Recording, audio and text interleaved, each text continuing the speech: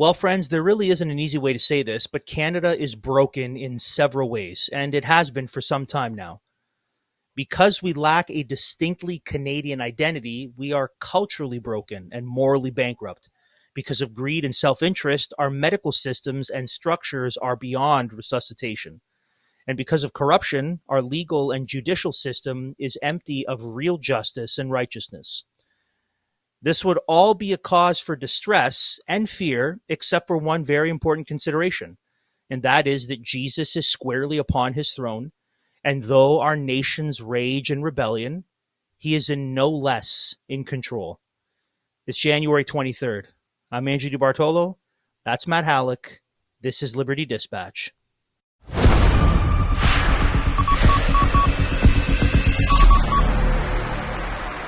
Hey, everybody, friends, welcome back to Liberty Dispatch, where we bring you conservative Canadian news and analysis from an unapologetically Christian perspective. Please make sure you like, subscribe, whatever you have to do, smash that notification button. If you like what we do, you know what to do on whatever platform you're getting us on, whether it's Rumble or YouTube or Spotify. It doesn't matter. However, we do want you to go over to our Substack and subscribe over there. ldcanada.substack.com. You can get all our content over on that link, and that is the center, that is the source of all things LD moving forward here. So we would suggest that you go over there. But Andrew, without further ado, let us get into the podcast. And today we're actually starting not with news like we normally do, but with a comment that came into our mailbag. And we want to interact with one of our listeners and a couple things that he had to say. So thank you, Bruce, for writing into the program. If you also want to write into the show, let us know what's on your mind and send us emails. Andrew, how can they get a hold of us? So the best way to get us is libertydispatch@pm.me. libertydispatch@pm.me. And that is where you can send questions, comments, if there's something you think we should cover. If you really don't like what we've said, send it all there. So we actually have two different emails from our friend Bruce, and this is the first one here. He writes this: in the 1977 book, Technocracy and the American Dream, The Technocrat Movement, 1900 to 1941, author William E. Aiken discusses an influential movement in the 20th century known as the Technocracy Movement, or the Technate. Elon Musk's maternal grandfather, Joshua Haldeman, was instrumental in this movement. The end goal of the Technate was to ensure security by enacting, quote, continental integration and mobilization and complete conscription of men, materials, machines, and wealth by the government of the United States, which were to be placed before all other objectives of the American peoples, close quote. So this is from the Northwest Technocrat, Volume 5, Number 9, released March 1941. So Bruce asks this, or Bruce says, maybe this whole notion might indeed be inside Elon Musk's DNA, which is a curious thought, thinking about him and him wanting to centralize everything with the chip and the Tesla and the internet. So I just thought it was an interesting observation that Elon Musk's grandfather that's heavily involved in this movement. So curious connection there made by Bruce. So Matt, I don't know if you have any initial thoughts on that other than we'd be willing to accept free Teslas, even though we don't trust Elon all the way. Well, that's certainly true. Yes, obviously Elon is a technocrat. Now, I suppose in one sense, he's made most of his money on the free market and not engaging in governance. Obviously, with Doge, that will change now. He's an advisor in the Doge Department of Government Efficiency. But that's certainly, even the idea of government efficiency from a technocratic standpoint doesn't really seem, in line with a lot of technocrats.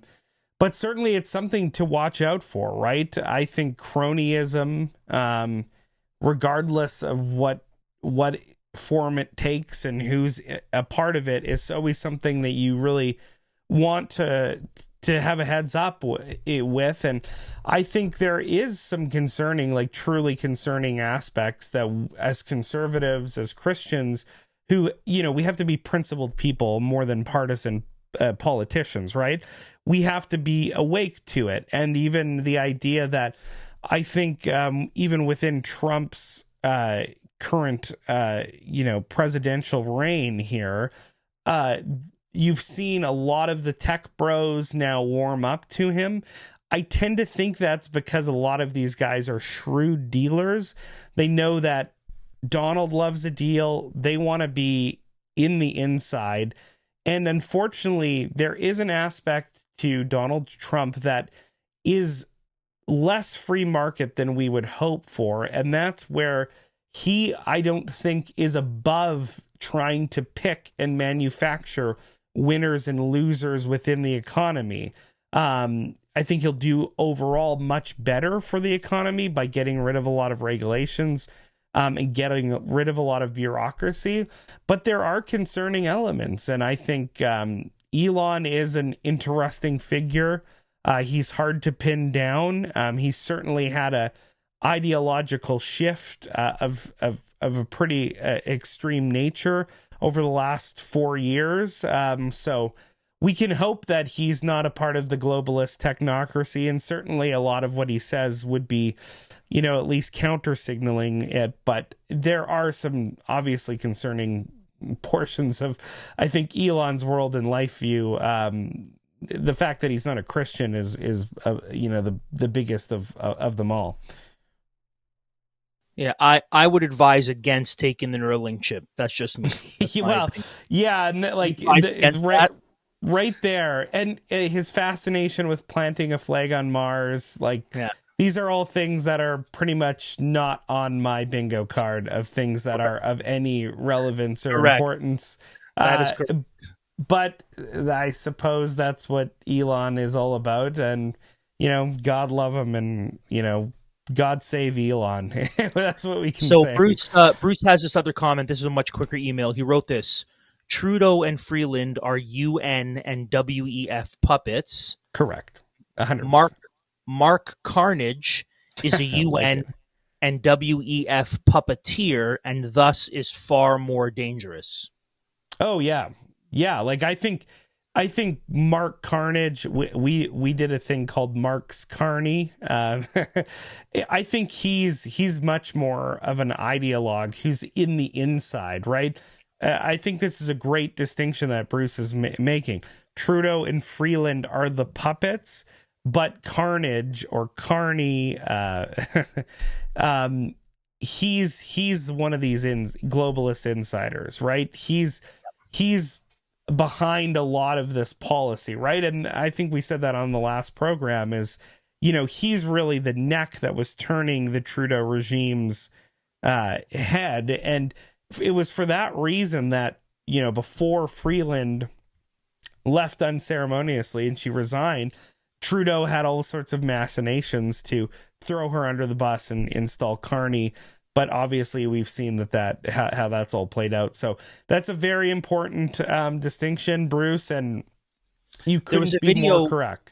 There's a video floating around of a reporter from the Counter Signal interviewing a member of Parliament from Great Britain, talking about the effect of Carney while he was in charge of the Bank of England, and she was saying essentially utterly catastrophic decisions and governance by him financially. So.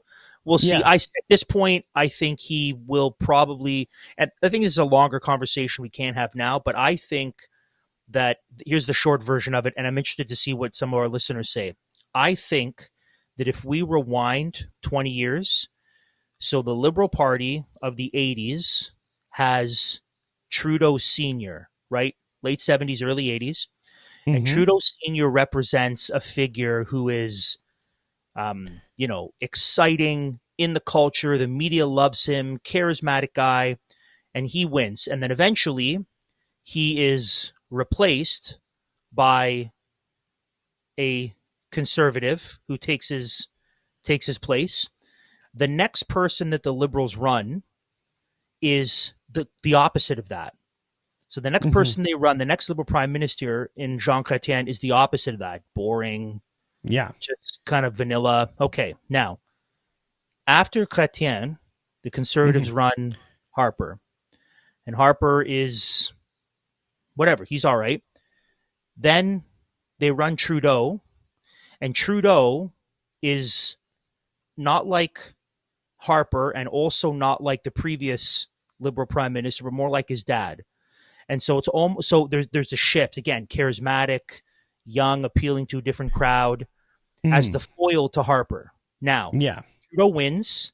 So here's Poilievre, interestingly enough, who is the foil to Trudeau. He represents a similar kind of, very witty and interesting terms, and in terms of a conservative leader on the kind of younger, more charismatic side. So I share all that to say I think that the next person the Liberals will run, getting ready for the pendulum swing, has to be more of a Chrétien and less of a Trudeau, and that's why I think Carney's the right choice. Because I think they're setting up in 8 to 10 years when Canada becomes fed up with conservatives, which is the cycle. You can't have another Trudeau because Canadians won't be. They'll remember the last time we had this guy, we didn't like it. So they'll have to revert again. Yeah, they got to give that air of respectability, right? That's what they're trying to bring back to forth, right? Whatever the need is. And to me, it's just more evidence that we're dealing with the WWF because they understand what drives the story. Even in the States, I think this is the case, that after Bush Jr., after his 2 terms, America was pretty fed up with him. Warmonger, right? So when Obama's running, who again represents a complete opposite of Bush, who did the Republicans run? Who did the Republicans run? They ran another old white Texan. John McCain. Yeah. Another Bush. Now, you would think. And then they follow that up with Romney again. So you would think that if America's fed up with Bush Jr., that the Republicans would not run someone exactly like him, except for the fact that they ran him precisely so that Obama would be as appealing as possible. So there's no reason why you would run him again. America doesn't want that again. They want Obama. They want the young guy. They want the change. So I think that in line with the political theater that is Canada, I think the next person the Liberals will get behind will be more of a kind of boring, statesmanly, no kind of social scandals. It'll be like the Jean Chrétien to the Trudeau Senior. Yeah, and in a similar vein, whoever comes next after Poilievre, I think will also be more like a Harper and not another Poilievre, because they have to account for the pendulum swinging in terms of Canadians' taste or distaste. They won't actually run the right candidate. They'll run whoever they think will serve their political means and that Canada can tolerate.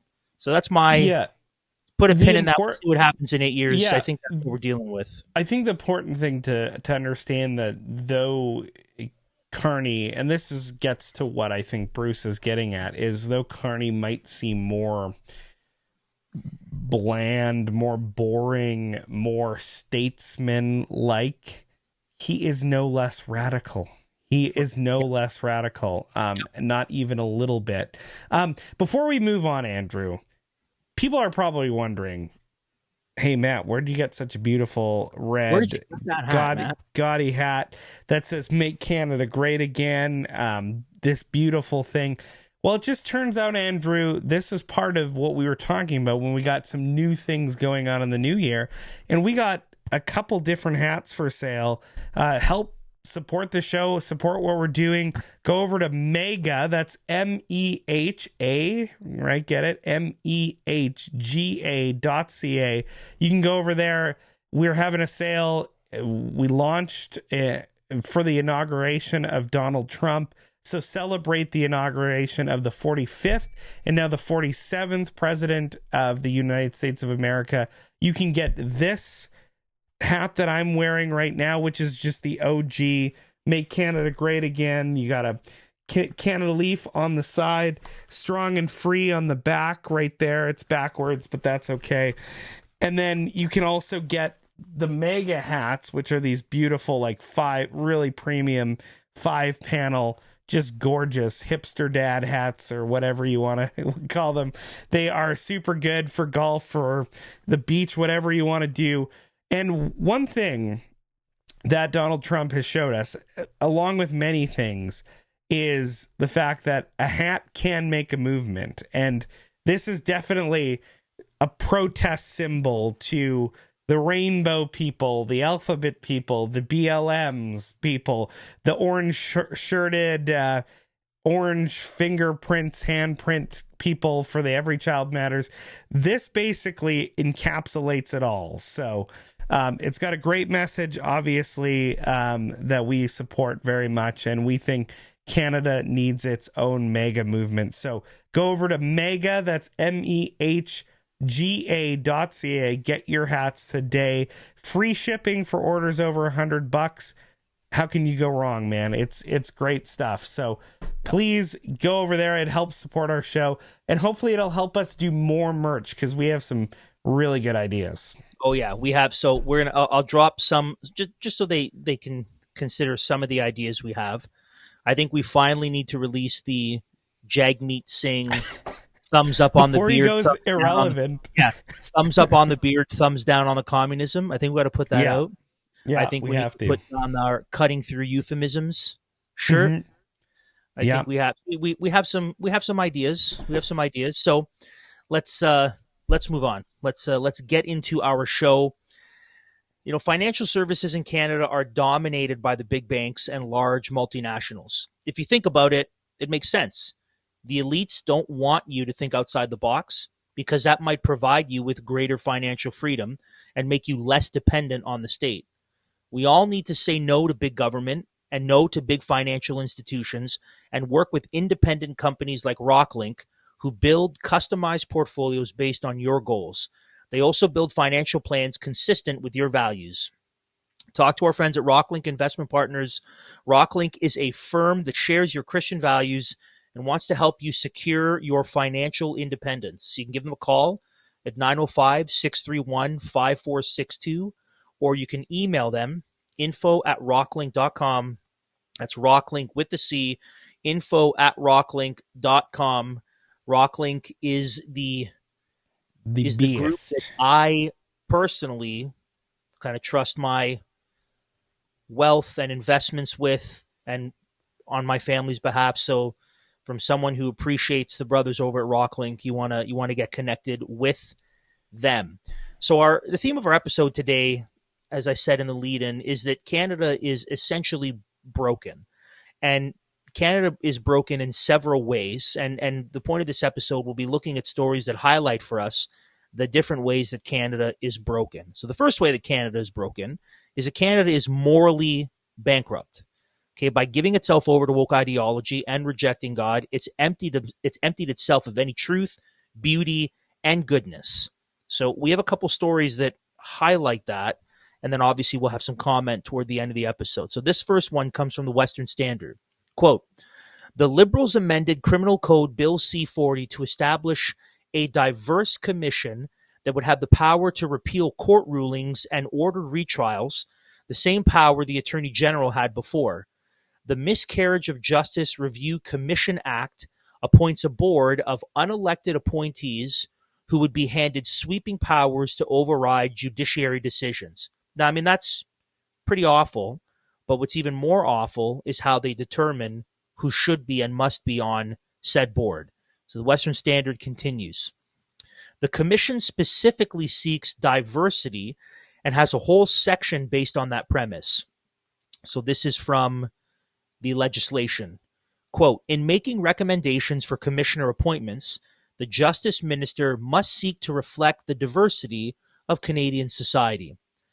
The Commission must take into account considerations such as gender equality and the overrepresentation of certain groups in the criminal justice system, including indigenous peoples and black persons, close quote.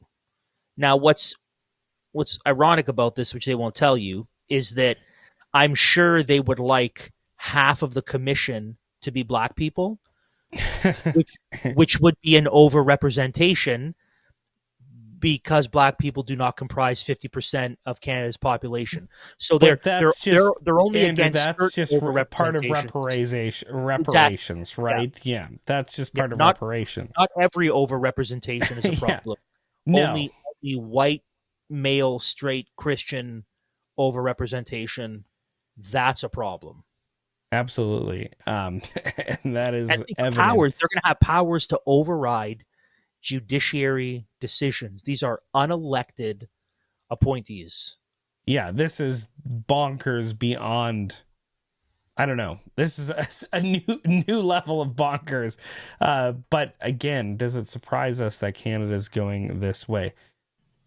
It's beyond bonkers, Andrew. And I think this is a really, really important and dangerous time for Canadian conservatives, right? Because we can look around the entire world.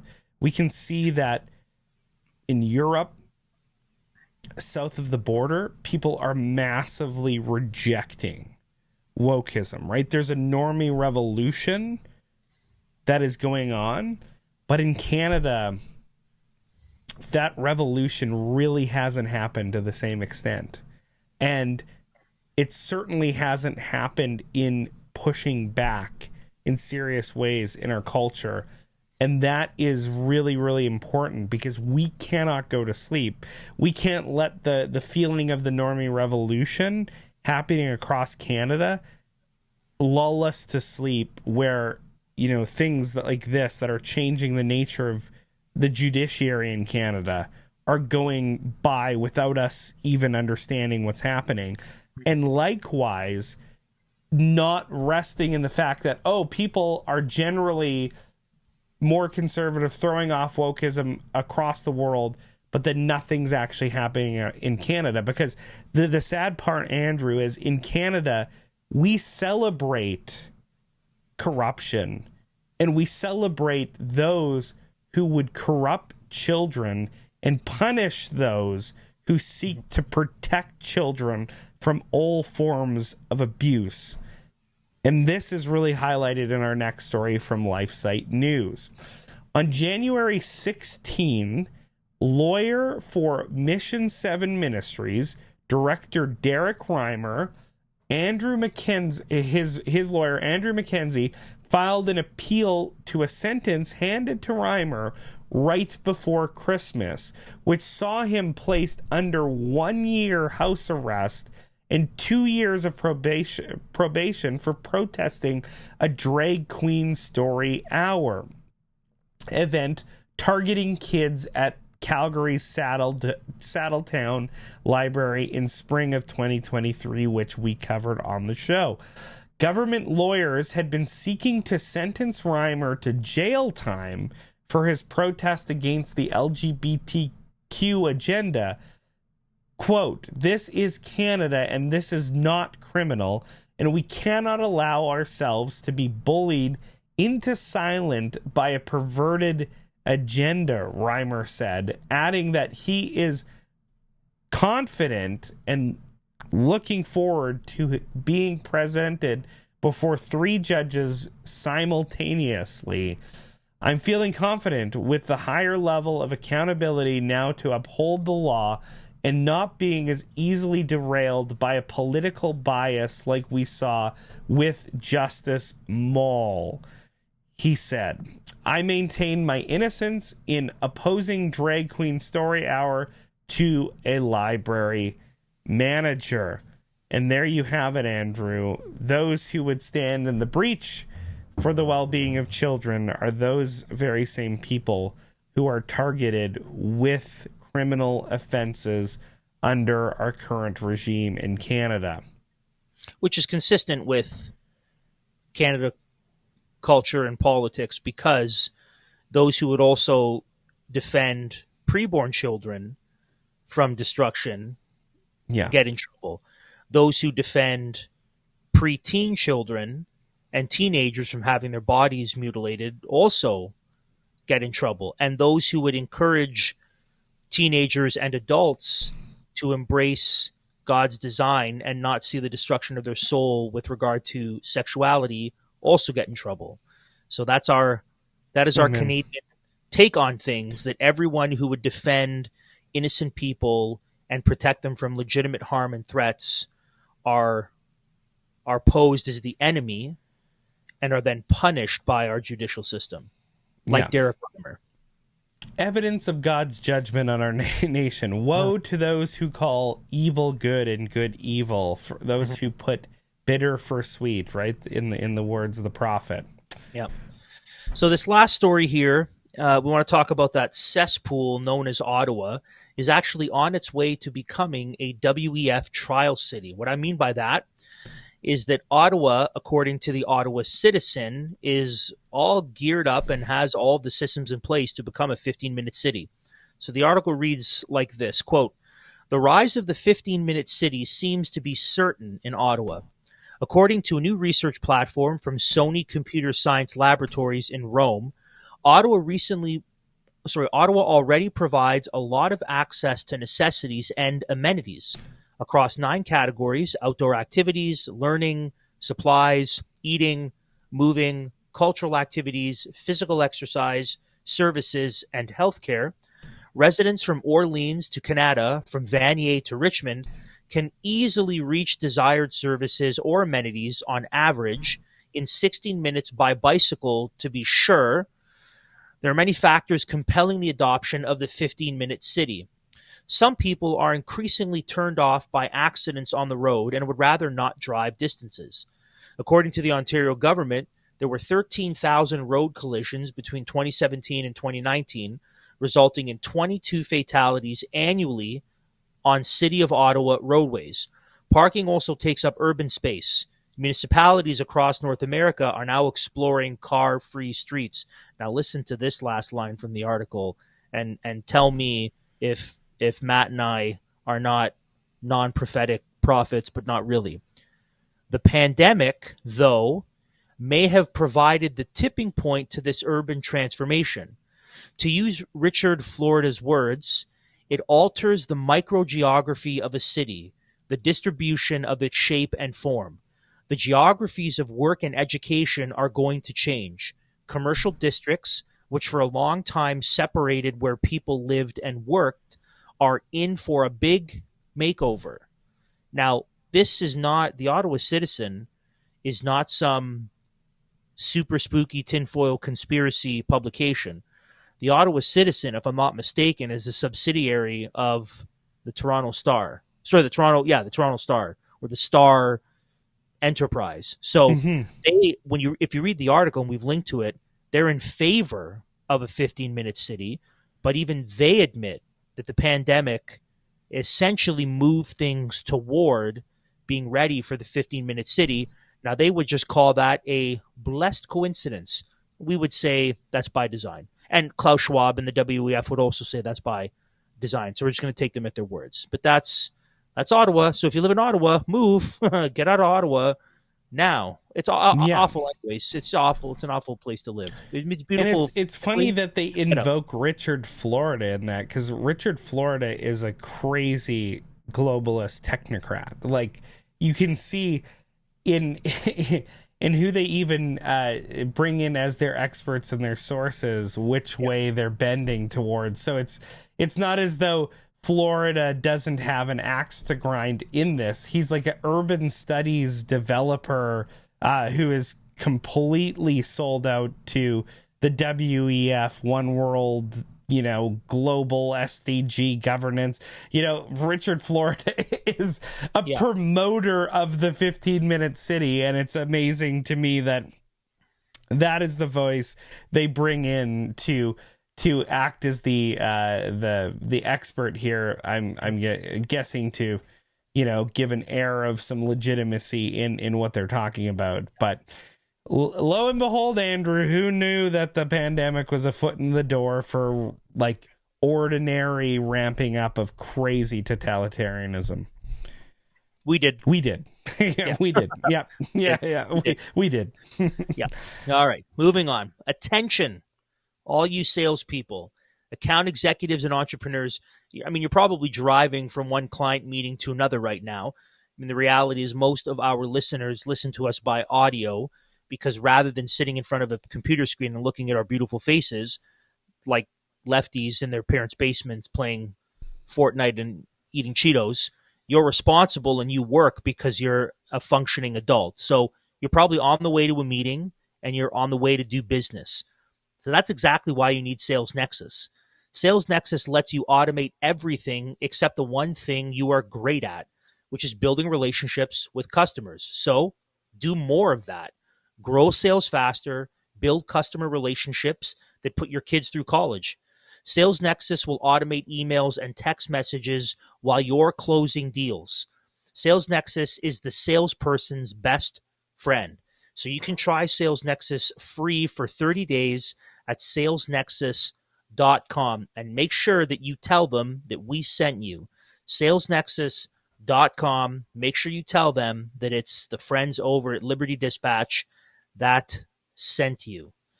So Canada's morally bankrupt. Canada, and medically, the medical systems in Canada are basically on life support. Yes, and absolutely. So if there's one thing in Canada that I support being a prospect for doctor-assisted murder, it would be our health system. Our healthcare system should not be. Our healthcare system should receive a DNR. It should not be resuscitated. It should receive doctor-assisted murder because our medical industrial complex and our state-funded healthcare needs to die because it's effectively that's how effective it is at this point. Yes, it's really, really, really bad. And why should we be surprised that a country with a crazy death cult at the reins wouldn't do well at running a healthcare system? Socialism isn't good ever. And it's certainly not good when lives are on the lines. And the reality is, Andrew, Canada may have become the death cult capital of the world in 2023, and this comes to us from the BBC. Medically assisted dying accounted for 4.7% of deaths in Canada. So that is a lot of death at the hands of the state-sanctioned innocent people. That is wild. In a country, Andrew, this will never get me. Stop surprising me. We're a country who literally will not put terrorists to death, but we will, with the sanction of our federal government, put 5% of people in our country to death. Not only will we not put terrorists to death, we'll also give them a $10 million payout because they weren't treated so nicely when they were held under arrest. We were mean to them. $10 million. But we'll do so.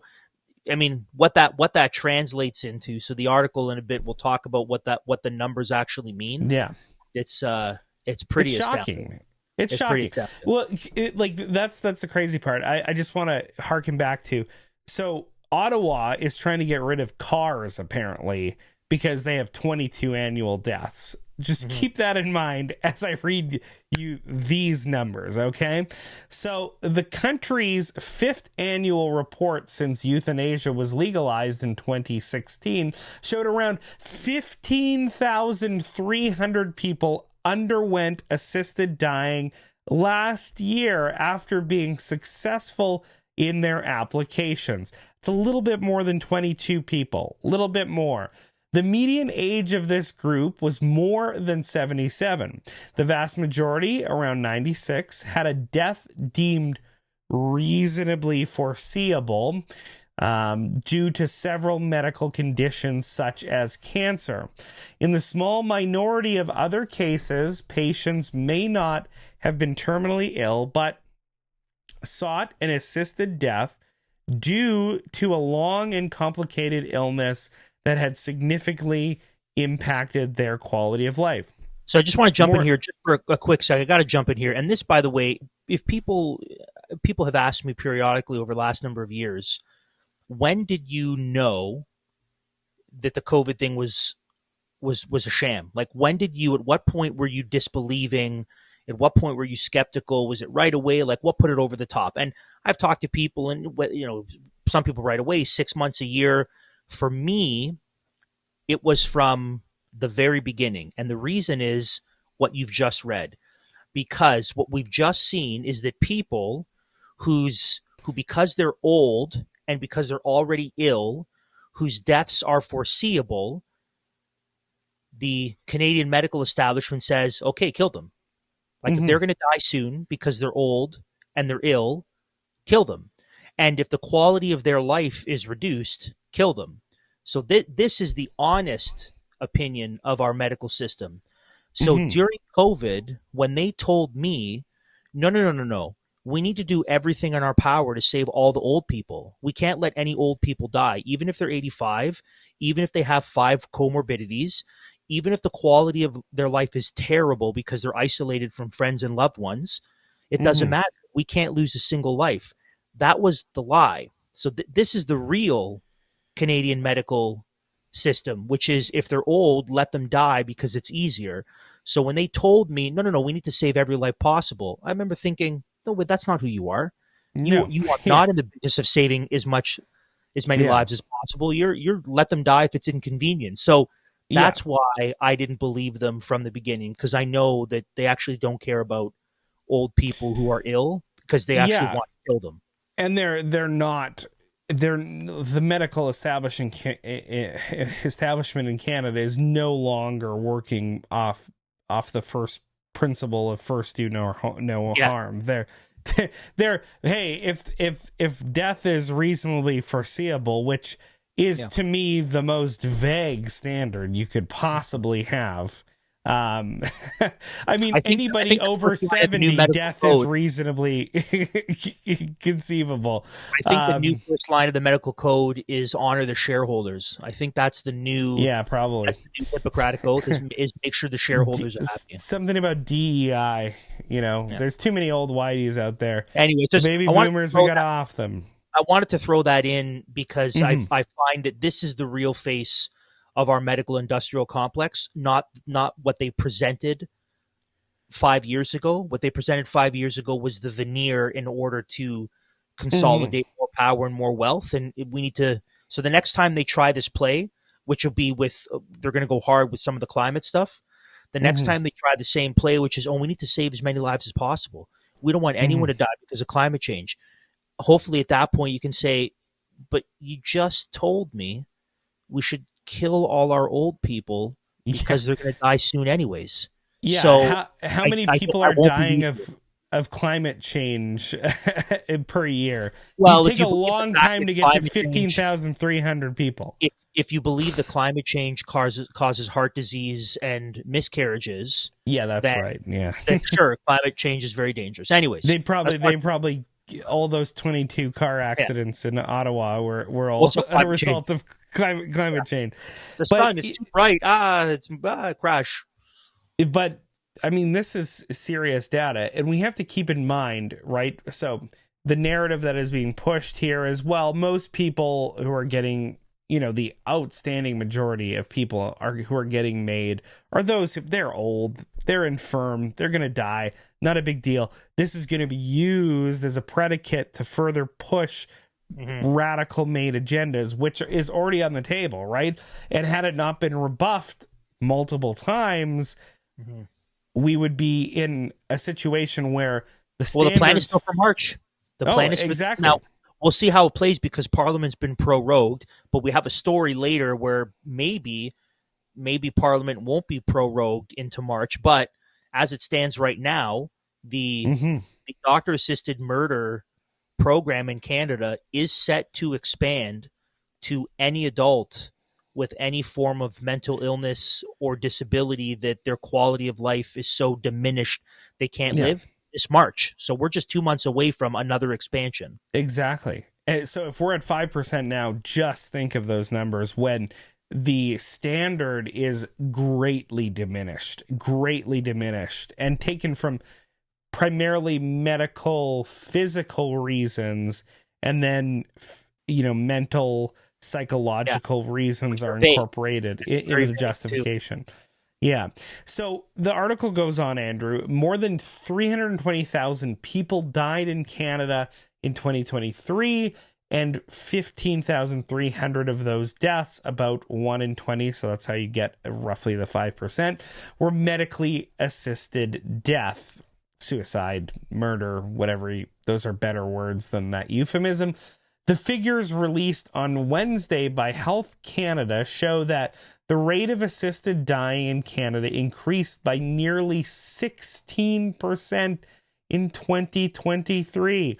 This number is a sharp drop from the average increase of 31% in previous years, which is astronomical. But it is still, nevertheless, a large increase, given the fact that you almost had 30% year on year, over the last, 4 years or whatever. Around 96% of recipients identified as white people, who account for about 70% of Canada's population. There you go. Now that's the DEI we're talking about, Andrew. Kill all those old whitey boomers. It is unclear what caused the disparity, but that's not the sort of disparity that they're worried about in Canada. The second most reported ethnic group was East Asians. Oh, there you go. Get those Asians too. They're white adjacent. So, who accounted for 5.7% of Canadians, but 1.8% of made so-called murder aided by doctors, or whatever you want to call it, procedures. So there you go. Canada is dying, literally and figuratively, and it is death by suicide. Yeah. Now here's another element of the fact that our medical system is it needs to die for sure, is that if doctors can't kill you on purpose, then they'll kill you through negligence, or they'll harm you significantly through negligence. This story actually comes from the Canadian Pravda Corporation. Oh, that's the other shirt. That's the other shirt we want to do. The Canadian, the formerly known as the CBC, the Canadian Pravda Corporation.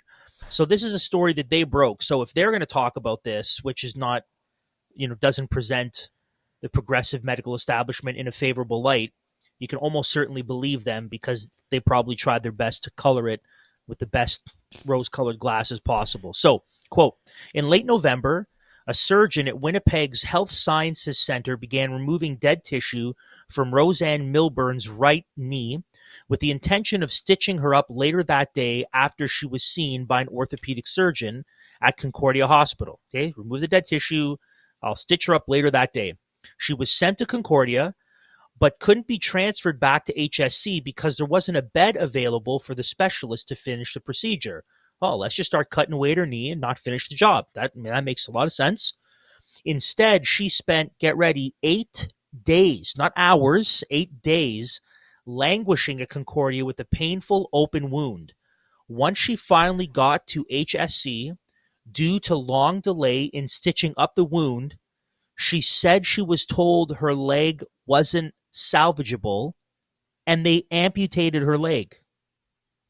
Good old Manitoba. Hospital's just 30 minutes south of me. Jeez. Now, by the way, we've covered stories in the past connecting it to the doctor-assisted murder. We've covered stories in the past. There was one family that's actually suing the particular medical unit, or even a provincial medical unit, because one of their, I think the child or daughter essentially received or went through the process of genital mutilation and transing, and through it essentially being botched, and then the pain being ridiculous, and that cutting up your body doesn't deal with the deep spiritual neglect and spiritual need.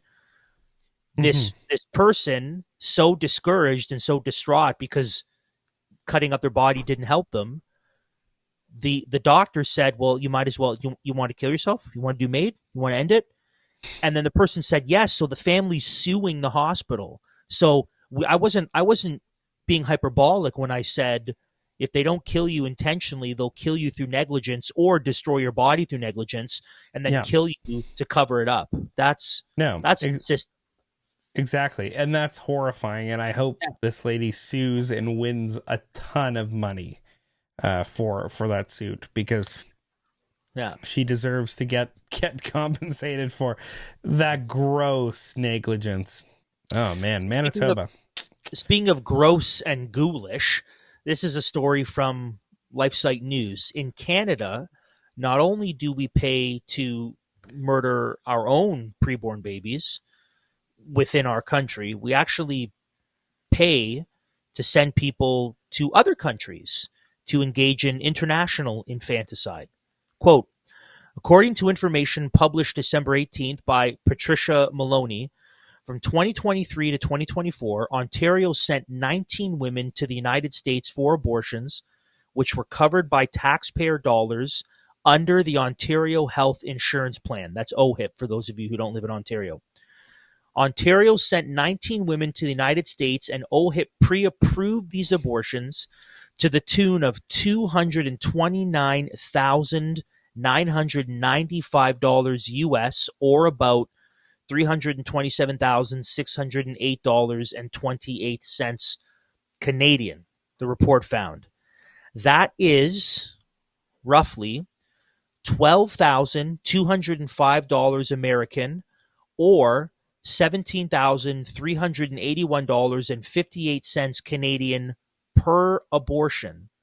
Additionally, the report pointed out that the high cost of the abortion suggests that the procedures were likely to end the lives of third trimester babies, close quote, because it costs more money to kill a baby the more it's developed in the womb. So the report suggesting that given the cost per abortion, most of these were probably in the third trimester.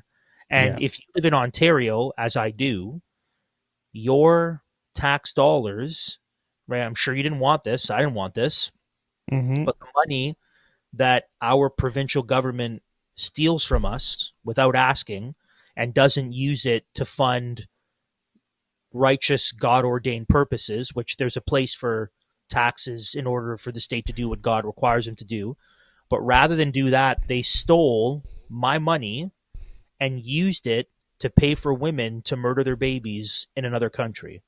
That's Ontario. To the tune of $18,000 per abortion.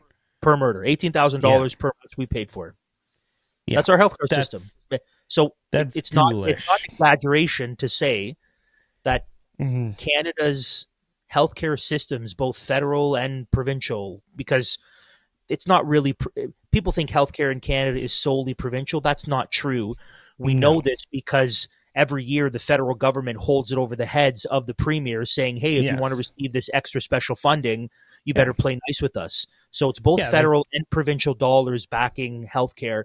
It's broken and dead and needs to die. It needs to die. And this is so important because, you're right. When anybody wants to throw the horrible state of healthcare at the feet of the federal government or anything like that, liberal supporters or whatever will quickly say, well, that's the purview of the province, whatever.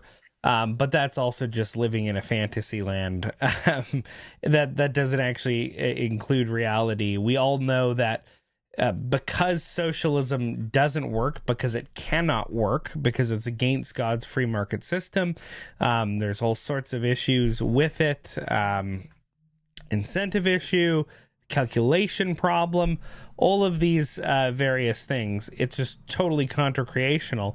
When you do socialism in any market system, it will end up dying and it cannot function. And that's where Canada's healthcare system is right now.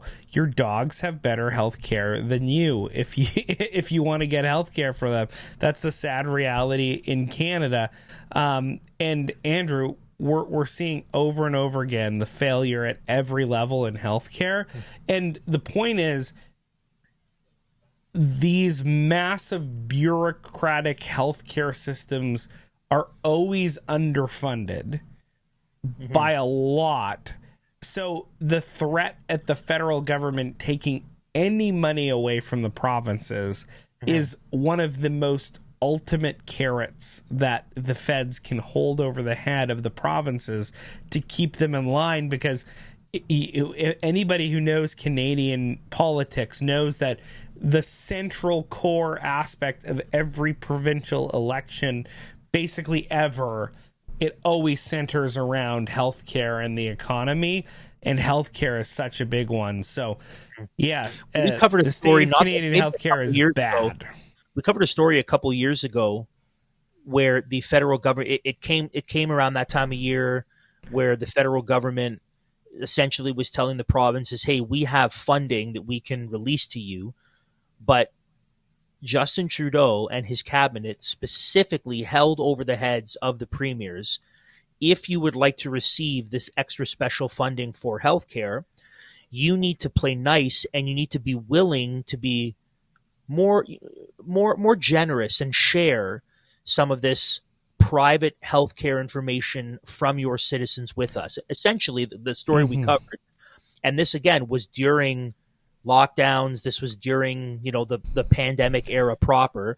Our federal government told premiers that if you want to receive all this nice money, you need to take all of the personal, private medical information from your provincial citizens that they've only agreed that it's accessible and viewable at a provincial level. And if you want the money, you kind of work that up the pipeline and also make it available to us federally. It's not like we'll do anything nefarious with it. It's not like we'll harm people with this information. And obviously all the premiers bent, all of them. They all bent and said, well, that's what we got to do to take the money. I guess that's what we'll do. So it's dead. It needs to die. And I think we need to stop being there's a sense of pride as I've talked with Canadians, especially when we compare ourselves to American. There's a sense of pride in our healthcare. It's like, ooh, our free healthcare system. I went to the States. I broke my arm. Free. I needed to pay $20,000 to break my arm. You're right. First of all, it's not free. But second of all, it's terrible. Yeah. It's terrible. We do have death panels. We determine whether or not lives are worth saving because of our limited resources. Like this is a real thing in Canada. We need to stop pretending like our healthcare system is great. It's not great. It's not great. And I just want to put a for example. So I'm an elder at a local church here in Manitoba. Our overseeing church is from Minnesota Twin Cities area. One of the elders there has had 2 knee surgeries. Count them, 2 knee surgeries in a matter of 3 months. People literally have to wait for 1 knee for 5 years or more in Manitoba. He got them both done literally as quick as you possibly can for the purposes of not overdoing your body, because they have available healthcare resources. Something that Canada does not have at all. Well, you know how we know we don't even have a good healthcare system, right? You know how we know we don't have it? We had to send women to the United States to kill their babies. Yes, exactly. To the tune of 18. I guarantee you, Americans are not paying $18,000 for a third trimester abortion. There's some definitely international. Well, I guess what they have to fly them down. They pay for their accommodations. Everything. Yeah. So it's a lot. Yeah. I mean, wicked stuff. Hey, on that note, though, a piece of good news. Did you see that Cecile Richards, the long-term head of Planned Parenthood? Did you see the Babylon Bee article about that? Oh, yes. Brutal. Yeah, it was good. Utterly savage. the Babylon Yeah. take on Yeah. it. It was. Anyways, that ghoul died, and we'll have to now give account for the many lives that she was involved directly in destroying. The only 3%, right? The only 3% of the organization's operation, apparently. That was Yeah, the lie. Only yeah, 3% you do. Whatever. yeah, yeah. Let's She's move a on. ghoul. Yeah. Let's move on. We know that separating money from the state is a core tenet of Bitcoin's ethos, a permissionless network where the individual is in full control and accountable for his own property. BullBitcoin, Canada's most trusted exchange since 2013, is built around this ethos and leverages it in its mission to end central banks forever. At BullBitcoin, where security and privacy are a priority, they take it upon themselves to help empower individuals with the most potent form of money the world has ever known. Head over to mission.bullbitcoin.com/dispatch today and get started with your account's creation. You can contact Bull's best in the business customer support team at any point throughout the process to request assistance. Mission.bullbitcoin.com/dispatch. Take control of your money today. We have some really neat stuff coming up with the guys over at Bull Bitcoin. As I mentioned last episode, the plan is to do we're going to host some free online workshops for our audience that will be put together by the guys over at Bull Bitcoin that will help you understand how to leverage some of your resources in crypto, specifically how you can do so as a business to keep some of your wealth and some of your assets safe. So head over to mission.bullbitcoin.com, connect with them on social media, and buy a little bit of crypto. You're not going to regret it. Yeah, just man. Buy a little bit. I just bought a little bit, and that little bit that I bought is rocking and rolling. Now, because I bought it at the very time that Justin Trudeau said never to buy it. Actually, before that. So listen to us. Don't listen to that idiot. Right. So Canada, morally bankrupt. Check. Yeah. Canada, medically morally, yeah, morally bankrupt. We are medically on life support. Yes. And judicially, legally, also very, very corrupt. No justice. We are governed by principles of injustice, and that's what our justice system is like. And so that's how we want to kind of wrap up our episode. Yes. Yeah, and our friends over at the JCCF continue to do some great work in exposing just that, Andrew, exposing how corrupt our judicial system is, including with Justin Trudeau's recent prorogation of Parliament. That was a spell check. Yeah, I don't know what it is. I don't know what it is about typing. For some reason, my pinky finger just wants to naturally hit that E. You know what it is? It just wants to... It's because the combination of holding shift and then the T for Trudeau, for some reason, my finger just wants to go to that E. It's totally subconscious. I'm being honest here. I don't. Yeah. I wrote a blog. I wrote a blog post recently over at the Maple Theonomist, and my editor said, "I notice you put Justine Trudeau, and that's a little bit of a dig, and it's kind of immature." I emailed back saying it was completely unintentional. I didn't mean to do that. That was an accident. My pinky finger slipped. So, well, it came into the script as well. So, a little immature, maybe, but not untrue, though. We could call him worse. Anyways, this is from the Justice Center of Constitutional Freedom, doing some great work. They have announced that the Chief Justice Paul S. Crampton has granted the applicant's motion for an expedited hearing in the legal challenge to the Prime Minister's decision to advise the Governor General of Canada to prorogue Parliament until March 24th, 2025. On January 6th, Prime Minister Justin Trudeau announced the decision to advise the Governor General to prorogue or shut down Parliament for 11 weeks. On January 9, the applicant's lawyer submitted a motion for an expedited hearing to the federal court.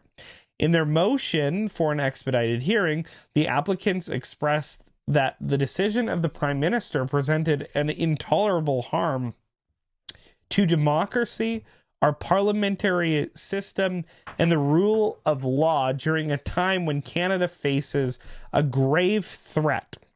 On January 13, the Crown stated that it did not consider the matter urgent and did not consent to an expedited hearing. However, on January 18th, Chief Justice Paul S. Crampton of the federal court granted the motion for an expedited hearing. The hearing on the legal challenge to the decision to prorogue Parliament will occur in Ottawa on February 13th and 14th, 2025.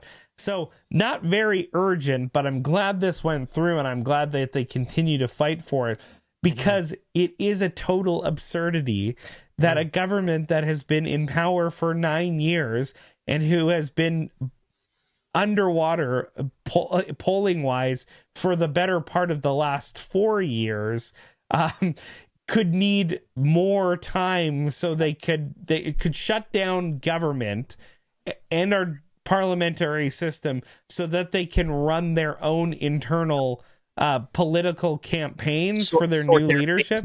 Yeah. It's so absurd. And it doesn't benefit anyone other than them. It doesn't benefit, and I think that's part of the argument. It actually, yes, exactly. Only people that benefit is the federal Liberal Party. They're the only people in Canada that benefit from this. Everyone else suffers. Especially against the backdrop of what is happening right now. We're seeing Donald Trump come in with aggressive. He proposed. We didn't touch on this, but it's a good part to mention. As of February 1st, according to Donald Trump, he's going to invoke 25% tariffs on imported Canadian goods, as well as from Mexico. Well, we've seen the response from our federal government, which is Melanie Joly was on CBC saying, well, maybe we're not going to sell them our gas anymore, or maybe we'll sell them stuff at a 25% tariff. But it's just so So they're going to get in tariff rolls or wars while the government shut down. And the amazing part, Andrew, is I don't know if you saw, but Justin Trudeau put together. I'm assuming because the government's prorogue, he had to put together a team of special correspondence that included Rachel Notley. Yeah, we shared that on our social media. Yeah. The extremely unpopular radical communist NDP premier candidate from Alberta. It's so crazy. By Danielle Smith. So the people obviously don't like her. No. Since when does our federal government do what is actually right for the citizens? And it's Danielle Smith that's actually she's taking a leading role in trying to prevent a lot of these tariffs, obviously because of what that might mean for Canadian oil and gas, primarily exported to the States. That if the Canadian government says, if the Canadian federal government says, you know what, we're not going to sell them our gas, and then Danielle Smith says, oh, we're going to sell them our gas, because the provinces can control. That could be spicy. That could be something good to see. Some sparks flying. Well, it would be an interesting debate, right? Because obviously the provinces are, sovereign over their minerals, oil being of that but then when we're talking about international trade and federal borders and stuff, I'm sure it gets really sticky and confusing. But certainly, listen, I've said this. I know some people in Alberta, like Michael Wagner of the Western Standard. He's a pro Alberta separatism guy. I think he has fine arguments for it. I'm not against it. Wild Party, is that the party that's arguing for Albertan secession? Yes, yeah. I think it's a growing movement in Alberta, and I think they would be absolutely foolish, Danielle Smith included, if they don't use Donald Trump's talk about Canadian annexation as a way to leverage against the feds, in the sense that, you know, we're leaving, we're going, we'll link up with the states, you know, whatever you have to do, use that as a way to say, you're not going to do this because this is going to cripple our economy.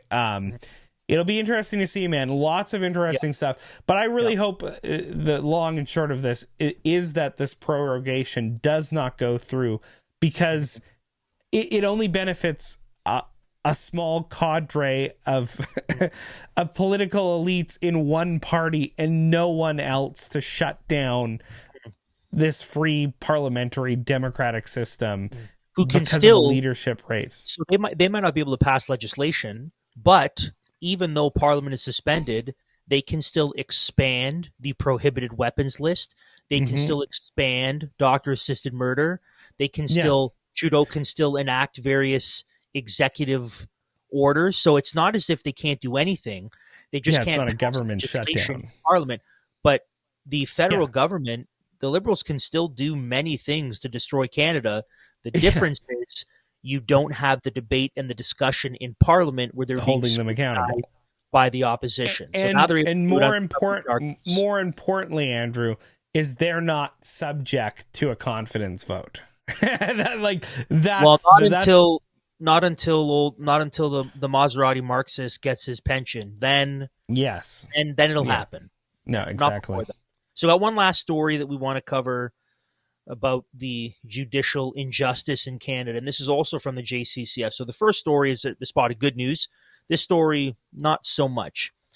Quote, the Justice Center for Constitutional Freedoms is disappointed that the Supreme Court of Nova Scotia has dismissed the judicial review of Judge Ricola Brinton, whose medical privacy and judicial independence were violated in 2021.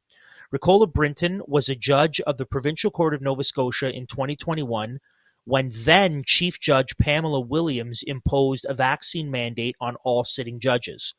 Judge Brinton raised concerns with her colleagues about this policy because she believed it could impact marginalized communities and the judiciary's role as impartial decision makers.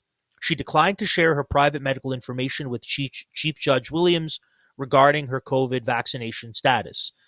Chief Judge Williams then threatened to suspend Judge Brinton and to report her to the Judicial Council. Judge Brinton went on medical leave after the vaccine mandate. Without her knowledge or consent, Judge Williams asked Judge Brinton's doctor to hand over medical information related to her leave, as well as her COVID vaccination status. Judge Brinton filed a complaint against Chief Judge Williams for improperly contacting her doctor to obtain that confidential medical information. Kidding. The Chief Justice of Nova Scotia, Michael Wood, reviewed the complaint and summarily dismissed it without sending it to a review committee. On June 6, 2023, Judge Brinton asked for a judicial review of this decision on the grounds that it was unreasonable for the Chief Justice to summarily dismiss the complaint without following the normal procedure of putting it before a 3-person committee. Lawyers for Judge Brinton also argued that the judge failed to appropriately balance the dismissal of her complaint against her constitutional rights and principles, including the principle of judicial independence and the right to keep her personal medical information private. Our lawyers are now consulting with Judge Brinton and considering an appeal, close quote. Now, we don't have a picture here, but Judge Brinton, and this is it's interesting to see the competing gods in our culture. Judge Brinton is a Black female judge who even the language of marginalized groups sounds a little woke-ish. Here's even if it's a woke light, right? So she's a woke light Black female judge. So we have a picture of Judge Brinton that we want to show you from the JCCF news release. And the reason why we're showing this picture is it is very interesting to see the competing gods in our Canadian culture and to see who wins the day over the other.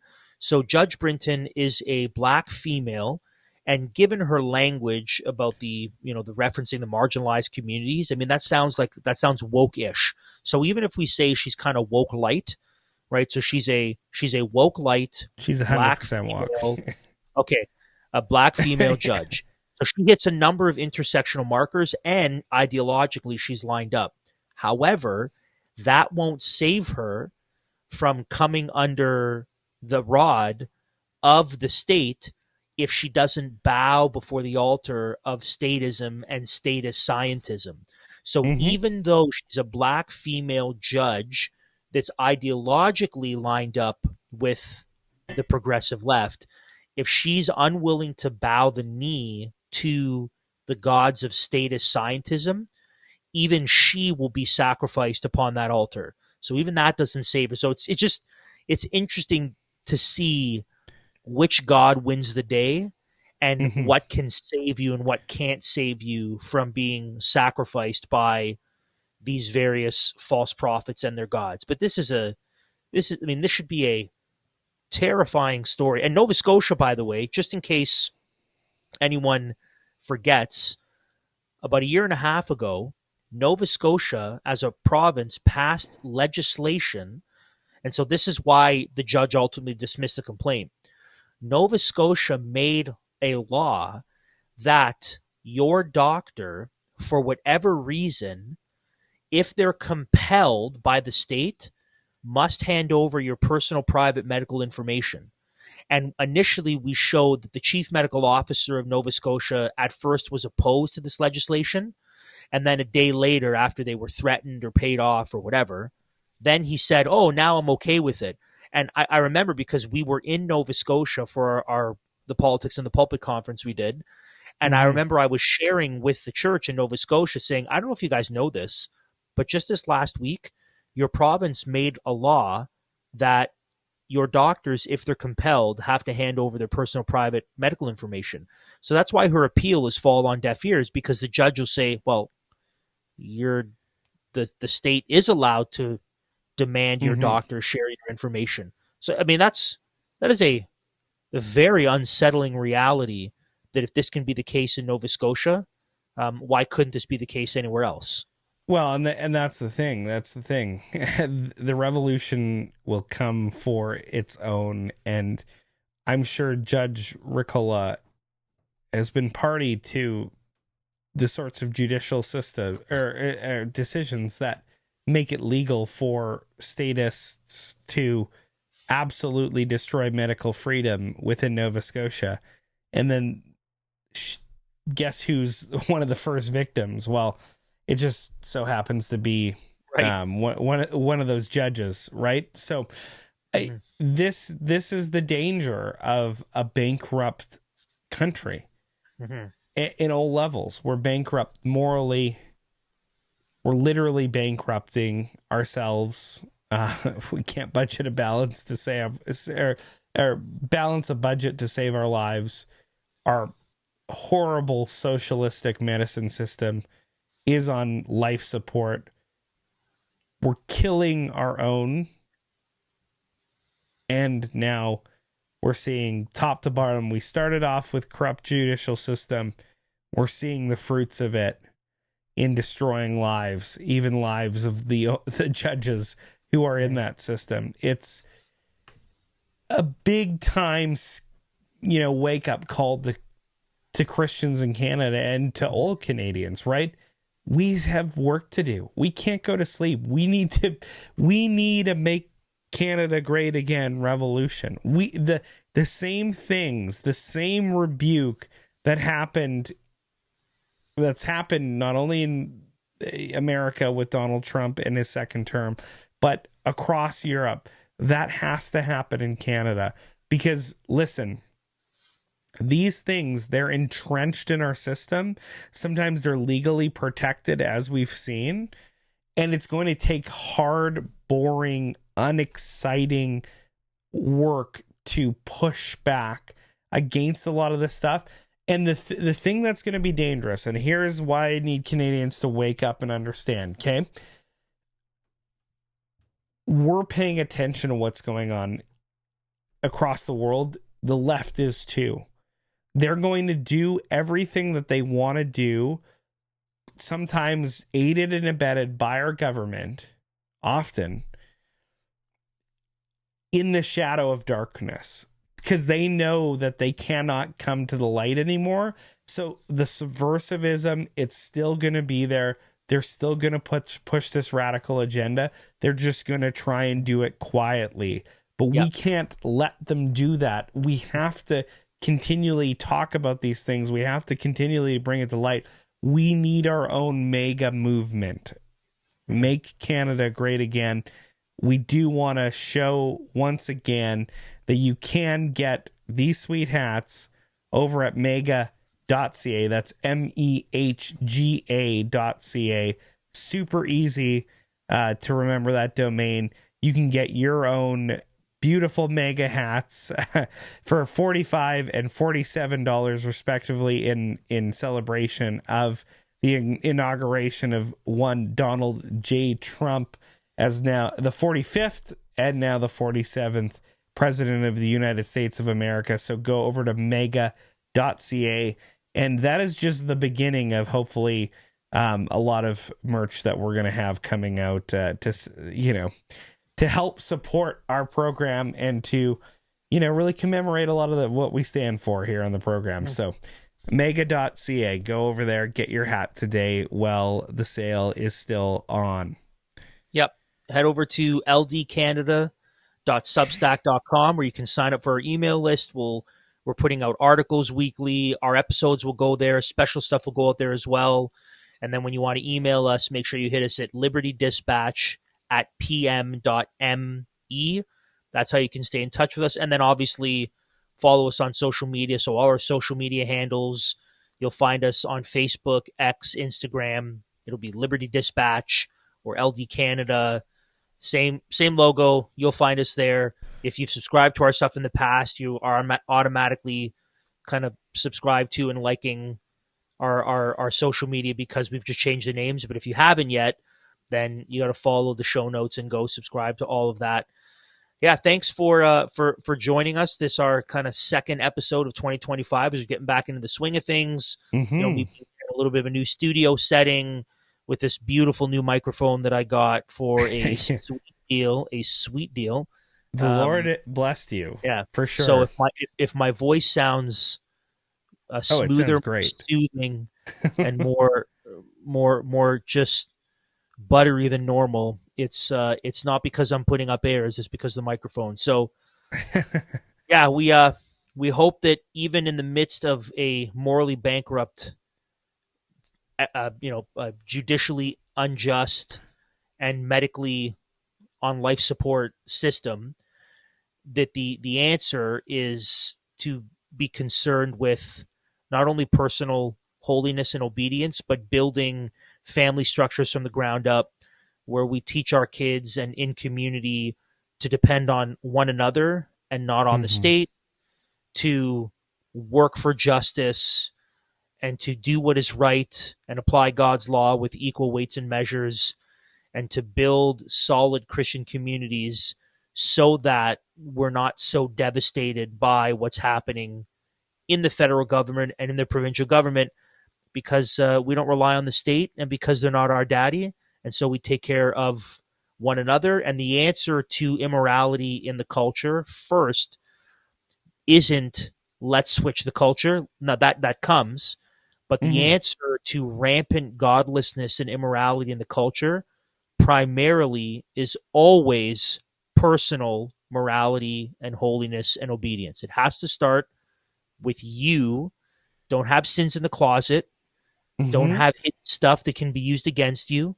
Confess your sin, bring it out into the light, have people hold you accountable, right? Personal morality, personal holiness is most important. And then and only then can we effectively engage the culture in the hopes that we can see the gospel bear fruit, so that we can see a culture that more and more represents God's law and less represents the pagan false gods of the world. So that's our encouragement to you, and that's how we're going to hopefully rebuild a glorious True North, strong and free, where Christ indeed has dominion from sea to sea. Make Canada great again. That's what we're all about, and we can only do it based on what you've just laid out, Andrew. It's long, hard, arduous, boring. No, it's not boring. It's exciting work. It's not boring. It's not boring. Today in school I was teaching.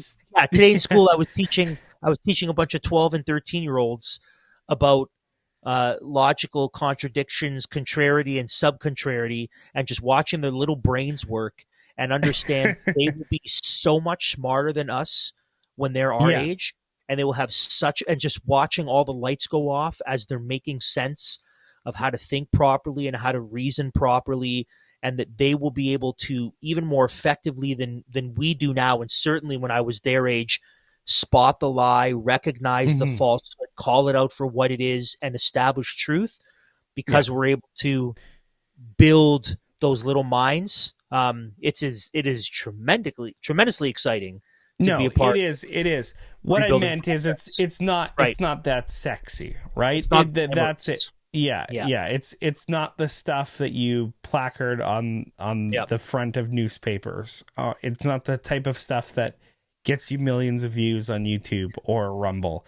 But it's Netflix the type of won't stuff be making a movie about it. No, exactly. But it is the type of stuff that saves civilizations, that turns civilizations around, that leads to repentance and revival in a society that ultimately leads to reformation. And that's what we're all about on the program. Things need to change, but reformation, not revolution.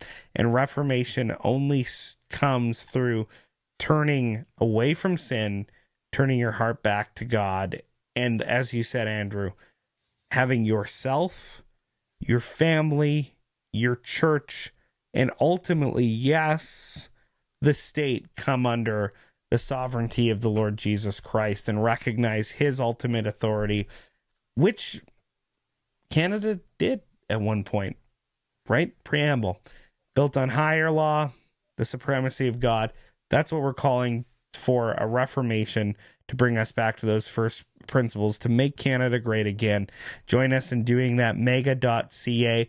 You can also get us at ld.substack.com. Correct, Andrew? ldcanada.substack.com. ldcanada.substack.com. So ldcanada.substack.com. That's where you can get all our stuff. Until next time, Galatians 5:1. God bless. Liberty Dispatch has been brought to you by SDG Media. If you want to stay in touch with us and all things Liberty Dispatch, join our email list, or support the show, head over to ldcanada.substack.com.